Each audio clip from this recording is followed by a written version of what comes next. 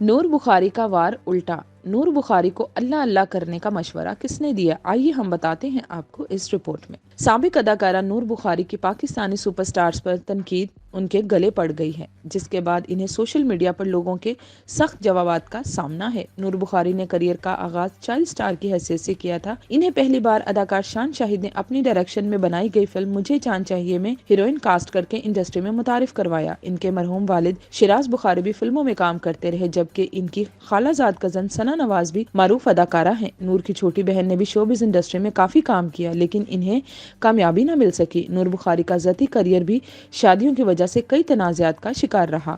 انہوں نے چند سال پہلے شوبز سے علیحدگی اختیار کرتے ہوئے خود کو گھر تک محدود کر لیا تھا، جس کے بارے میں ان کا کہنا تھا کہ انہوں نے دین کی خاطر شوبز چھوڑا ہے۔ اگرچہ نور بخاری شوبز سے دور ہیں، لیکن وہ سوشل میڈیا پر بہت متحرک ہیں۔ حال ہی میں نور بخاری کو اس وقت سخت مشکل کا سامنا کرنا پڑا جب انہوں نے پاکستانی فنکاروں کو بھارتی فنکاروں کے ساتھ تصاویر بنانے پر تنقید کا نشانہ بنایا۔ فٹ بال ورلڈ کپ کے فائنل کے دوران پاکستانی فنکاروں کی بھارتی اداکار کے ساتھ سیلفی سے متعلق نور بخاری کی رائے نے سوشل میڈیا پر نیا تنازعہ کھڑا کر دیا۔ فائنل میچ دیکھنے جہاں دنیا بھر سے بڑے بڑے سٹارز اور اہم شخصیات قطر پہنچی، وہیں بھارتی اور پاکستانی فنکار بھی اسٹیڈیم میں موجود تھے۔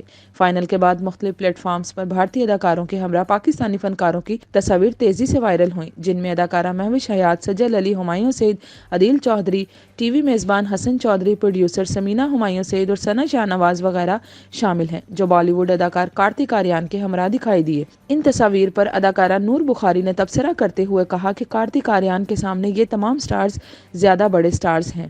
نور بخاری کے اس تبصرے کے بعد سوشل میڈیا صارفین کے درمیان ایک نئی بحث چھڑ گئی ہے کہ اگر ہمارے فنکار کسی دوسرے ملک کے فنکار کے ساتھ تصاویر بنائیں تو کیا فنکار ایک دوسرے سے چھوٹے بڑے ہو جاتے ہیں؟ سوشل میڈیا صارفین نے نور بخاری کو مشورہ دیا کہ وہ اپنے کام سے کام رکھیں اور گھر بیٹھ کر اللہ اللہ کریں۔